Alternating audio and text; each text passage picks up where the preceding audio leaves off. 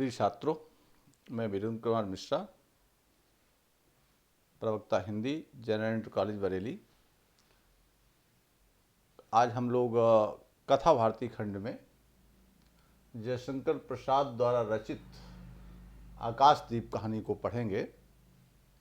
आपने धीरे धीरे इससे पहले आपने गद्य खंड, काव्य खंड, संस्कृत खंड, इन सभी को आपने पढ़ा है। पूरा पाठ्यक्रम आप फर्स्ट ईयर का धीरे धीरे एक बार पढ़ चुके हैं। अर्धवार्षिक परीक्षाएं आपकी संपन्न हो चुकी हैं। आकाशदीप कहानी को आज हम लोग पढ़ेंगे। और इस आकाशदीप कहानी में क्या है, ये कहानी जयशंकर प्रसाद द्वारा रचित है। जयशंकर प्रसाद ने इसको लिखा है और इसका जो कथानक है वो प्रतीकात्मक होते हुए भी सेवा, त्याग और प्रेम को गतिशीलता प्रदान करता है। इस वाले कथानक में सेवा भाव, त्यागशीलता, ऐसे उच्च आदर्शों को इसमें दिखाया गया है। तो आप देखेंगे इसमें मणिभद्र के प्रहरी की एक क्षत्रिय कन्या चंपा है और बुद्धगुप्त जो ताम्रलिप्ति का क्षत्रिय कुमार है। तो इन दोनों की जीवन शैली का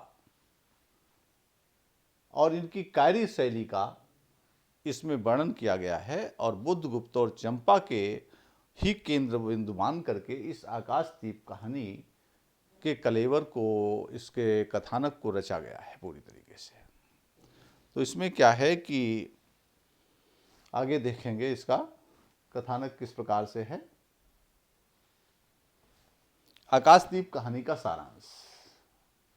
समुद्र में पोत पर यानी जहाज पर जा रहे दो बंदी, कुछ नाविक और प्रहरी हैं। आंधी तूफान आने का संकेत पाकर के जो है बंदी जो चंपा है वो अपने बंधन धीरे धीरे शिथिल कर लेती है और बंधनों को खोलकर वो दूसरे बुद्धगुप्त जो दूसरा बंदी है उससे पूछती है कि मुक्त होना चाहते हो। ये कथन है, ये क्या है, कथन है। और कथन प्राण होता है किसी भी सारांश का, किसी भी चित्रण का, किसी भी। तो मुक्त होना चाहते हो तो बुद्धगुप्त कहता है शस्त्र मिल जाएगा क्या, शस्त्र यानी चाकू आदि कुछ मिल जाएगा। तो वो कहती है मिल जाएगा। इस तरीका कथन उनका चुपचाप गुपचुप से कथन चलता है। दोनों मुक्त होकर के जब गले मिलते हैं तब पता चलता है, शरीर के स्पर्श से कुछ पता चलता है कि वह स्त्री है। बुद्धगुप्त को नहीं पता था ये स्त्री है। जब वो गले मिलते हैं तो उन्हें आभास होता है ये स्त्री है। आश्चर्य कथन होता है। बुद्धगुप्त कहता है कि ये क्या तुम स्त्री हो? तो चंपा कह देती है क्या स्त्री होना कोई पाप है? तुम्हारा नाम? तो अपना नाम वो चंपा बता देती है। इस प्रकार से कथानक यहाँ पर कुछ सरस बन जाता है, रसयुक्त बन जाता है। एक मतवाले नाविक का कृपाण निकालकर उसने उस बंदी को दे दिया है। जो मतवाले में नशे में कोई नाविक पड़ा हुआ था उसके कृपाण को वो धीरे से निकाल लेती है और निकाल करके बंदी को दे देती है। और आंधी तूफान में उन्होंने नौका को रज्जू काट करके मुक्त कर लिया। जहाज से जो नौका बंधी होती है जहाज के साथ में, तो उसने रज्जू काट कर, उसके रस्सी काट करके तूफान में उस नौका को उससे अलग कर लिया। अब दोनों बंदी अत्यंत प्रसन्न हैं कि दोनों ही मुक्त हो चुके हैं। पोत अध्यक्ष मणिभद्र सहित वह डूब जाता है, उसमें डूब जाता है। अब इसमें जो है कथानक आगे देखें और किस प्रकार से होता है। नायक ने देखा कि दोनों बंदी मुक्त हो चुके हैं। नायक जो था उस नायक ने देखा कि दोनों बंदी ये तो मुक्त हो चुके हैं। नायक जलदस्यु बंदी बुद्धगुप्त को बंदी बनाना चाहता है। जो नायक है उसका नौका का, तो वो जलदस्यु जो है, जो जल का डाकू है, बुद्धगुप्त उसको बंदी बनाना चाहता है। दोनों में वर्चस्व के लिए युद्ध होता है कि मेरा प्रभाव जम जाए। वो कहता है मेरा जो जीत जाएगा उसी का प्रभाव बन जाएगा। तो अपने वर्चस्व के लिए युद्ध होता है। बुद्धगुप्त उसमें विजयी होता है।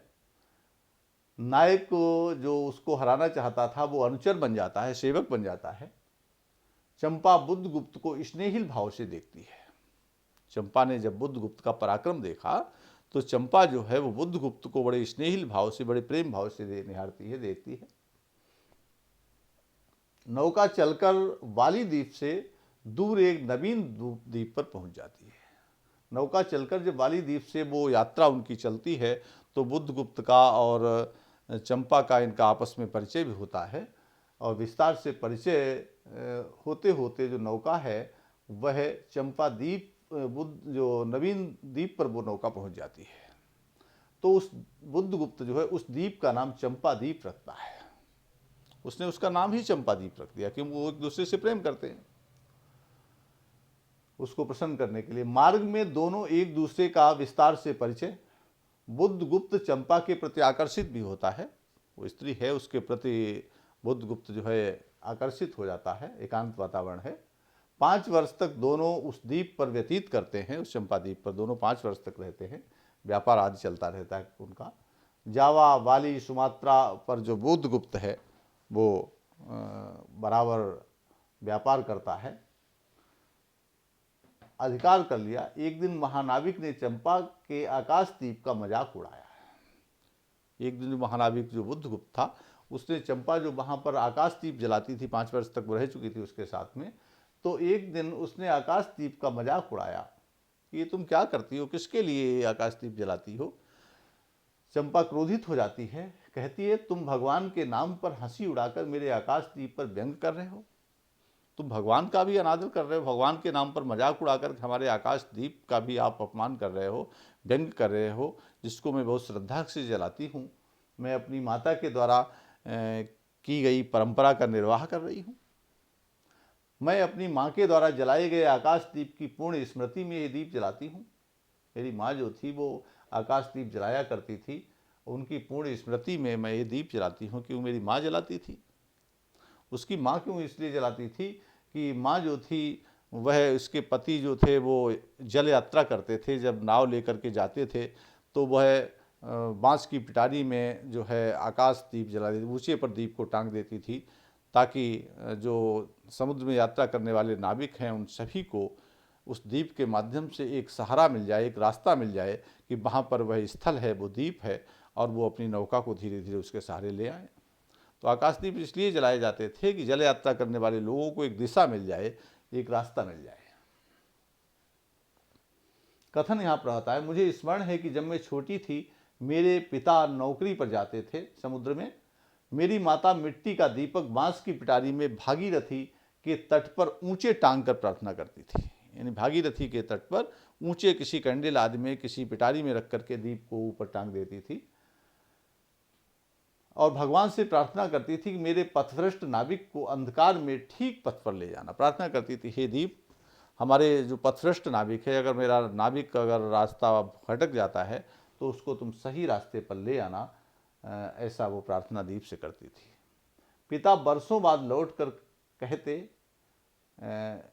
पिता जब बरसों बाद लौटते थे तो आकर के कहते थे, कथन देखिए क्या है, साध्वी, और देखिए संबोधन चिन्ह लगा, हे साध्वी, तेरी प्रार्थना से भगवान ने संकटों में मेरी रक्षा की। अर्थात तुमने जो प्रार्थना की है तो तुम्हारी प्रार्थना से, तुम्हारे उस आकाशदीप के सहारे भगवान ने संकटों में मेरी रक्षा की, मुझे एक रास्ता मिल गया। और वह गदगद हो जाती है। माँ जब अपने पति के द्वारा इस प्रशंसित शब्दों को सुनती थी तो वह गदगद हो जाती, उनका मन जो है वो प्रसन्नता से भर जाता, वो भावमय हो जाती थी। ऐसा उसने जो कथन था वो बुद्धगुप्त के सामने रखा। एक दिन चंपा और जया छोटी नौका में समुद्र में जाती है। जया उसकी सखी है चंपा की। एक दिन चंपा और जया छोटी नौका में समुद्र में जाती है। सूर्यास्त हो गया है। बुद्धगुप्त चंपा को एक बड़ी नौका पर चढ़ाकर उससे प्रेमपूर्ण निवेदन करता है। बड़ी नौका पर बैठा करके उसके प्रेमपूर्ण निवेदन करता है। चंपा रो पड़ती है और वह भी बुद्धगुप्त से प्रेम करना स्वीकारती है। चंपा भावुक हो जाती है, वो रो पड़ती है। बुद्धगुप्त से वो भी प्रेम करती है, इस बात को मानती भी है। बुद्धगुप्त कहता है कि इस प्रेमपूर्ण क्षण की स्मृति रूप समुद्र में एक प्रकाश गृह बनवाऊंगा। बुद्धगुप्त ने कह दिया कि जो आपने हमसे प्रेमपूर्ण वार्ता की है, इस प्रेमपूर्ण स्मृति के क्षण में मैं एक प्रकाश गृह बनवाऊंगा समुद्र में। चंपा यही उस पहाड़ी पर, जो उस पहाड़ी पर जहाँ किनारे पर था कि इसी पहाड़ी पर समुद्र में मैं एक प्रकाश गृह बनवाऊंगा। चंपा द्वीप के दूसरे भाग में एक पर्वत श्रृंखला थी, उस पर दीप स्तंभ बनवाया गया।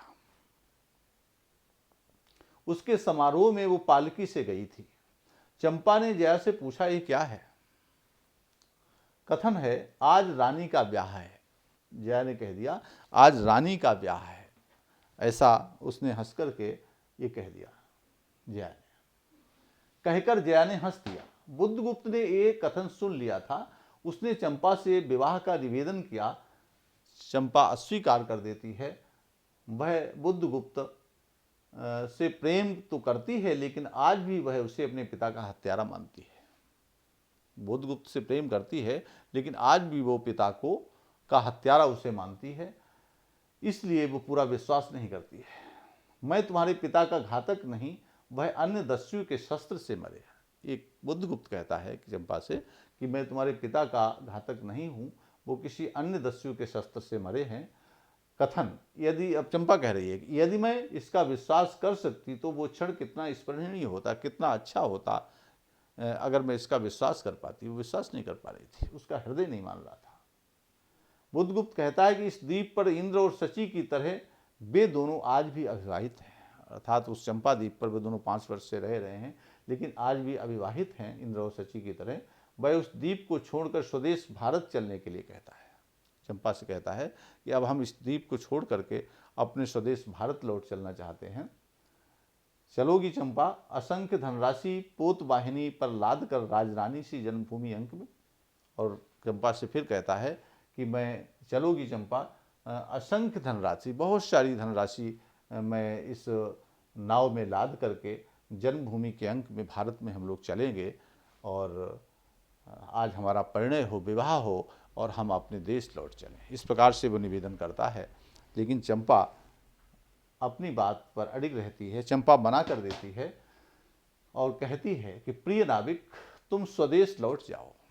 देखिए आप, कितना कठोर हृदय उसने बना लिया, अपने प्रेम का उत्सर्ग कर दिया है परंपरा का निर्वाह करने के लिए।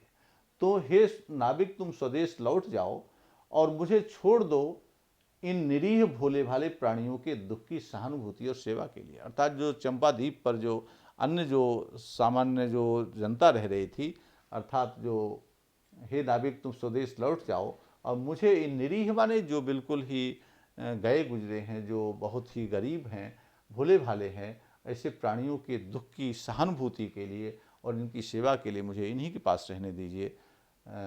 तुम अकेली यहाँ क्या करोगी? चंपा रो रो कर कहती है कि मुझे भी आकाशदीप की तरह जलना है। जैसे आकाशदीप मेरी माँ जलाती थी, ऐसे ही मुझे भी आकाशदीप की तरह जलना है, आकाशदीप जलाना है, ताकि यहाँ भूले भटके हुए जो नाविक हैं, जो यहाँ पर जो लोग हैं, जो समुद्र यात्रा करते हैं उस भागीरथी के तट पर, उनके लिए भी रास्ता मिल जाए, उनके लिए भी ये दीप मार्गदर्शन का काम करे। इसलिए वो निरंतर जो है वहाँ रह कर के दीप जलाना चाहती है और कहती है मुझे भी आकाशदीप की तरह जलना है। अर्थात मुझे प्रेम का विरह भी सहन करना है, मुझे इस परंपरा का निर्वाह करना है, इन मुझे दीनहीन भोले भाले लोगों के सहानुभूति और सेवा में अपना जीवन व्यतीत करना है। चंपा आजीवन उस दीप स्तंभ में आलोक जलाती रही, किंतु उसके बाद भी बहुत दिन दीप निवासी चंपा की स्मृति में देवी के समाधि सदृश पूजा करते रहे। चंपा काल कबलित हो गई, लेकिन वहाँ के दीप निवासी चंपा की स्मृति में जो है समाधि के सदृश उसकी पूजा करते रहे, उसको प्रणाम करते रहे, और कुछ समय के बाद वो चंपा भी काल कबलित हो गई। इस प्रकार एक कहानी, बहुत ही भावपूर्ण कहानी है, जिसमें प्रेम का उत्सर्ग चंपा ने किया है, बलिदान किया है, परंपरा के निर्वाह के लिए अपना बलिदान वो कर देती है, प्रेम का त्याग कर देती है, प्रेम के उच्च आदर्श की यहाँ पर प्रतिष्ठा वो कर देती है। उद्देश्य देखें कहानी का क्या है। प्रस्तुत कहानी में भावना से बढ़कर कर्तव्य पर बल दिया गया है। व्यक्ति भावना में बढ़कर के कर्तव्य भूल जाता है, तो इसमें भावना से बढ़कर कर्तव्य पर बल दिया गया है। वह अपनी प्रेम भावना को भूलकर कर्तव्य पर दृढ़ रहती है। चंपा एक आदर्श प्रेमिका है, उसके उत्सर्ग भाव की शिक्षा दी गई है। चंपा एक आदर्श प्रेमिका, मात्र प्रेमिका नहीं, एक आदर्श प्रेमिका है। वो भले ही भोगवाद में नहीं पड़ती है, वह बुद्धगुप्त के साथ विवाह नहीं करती है, बुद्धगुप्त से प्रेम करती है, और वो एक आदर्श प्रेमिका का स्वरूप स्थापित करती है। ये उत्सर्ग भाव की शिक्षा उसने दी है। कर्तव्य पालन के लिए वो व्यक्तिगत प्रेम और जीवन को समर्पित कर देती है, अपने व्यक्तिगत प्रेम को त्याग देती है कर्तव्य पालन के लिए। अर्थात मेरी माँ आकाशदीप जलाती थी तो उसकी स्मृति में, पूर्ण स्मृति में आकाशदीप जलाती है। मुख्यतः उसके चरित्र के माध्यम से समाज में प्रेम का आदर्श स्वरूप उपस्थित करना है। मुख्य रूप से इस कहानी का उद्देश्य यह है कि चरित्र के माध्यम से, चंपा के चरित्र के माध्यम से समाज में प्रेम का एक आदर्श स्वरूप स्थापित करने की आवश्यकता है। ऐसा एक कहानी, बड़ी भावपूर्ण, बड़ी सारगर्भित कहानी है। सारांश के रूप में हमने इस लोग को लिखा है, उद्देश्य भी लिखा है। इसकी PDF भी अगर आपको आवश्यक है तो मंगा सकते हैं आप। जब आप डिस्क्रिप्शन में जाएं, लिंक के माध्यम से टेलीग्राम चैनल से जुड़ जाएं तो आपको वांछित अपेक्षित सामग्री मिलती जाएगी। आपको उद्देश्य और सारांश की PDF भी आपको मिलती जाएंगी। ध्यान से करते रहें, समझते रहें। वार्षिक परीक्षा की दृष्टि से भी आप इन सारे वीडियो को टेलीग्राम चैनल के माध्यम से मंगा सकते हैं, समझ सकते हैं। आप अच्छे अंक प्राप्त करें और जो पढ़ाया जा रहा है एग्जामिनर योग चैनल के माध्यम से इसका सहारा लें और अपने उद्देश्य में सफल हों। धन्यवाद।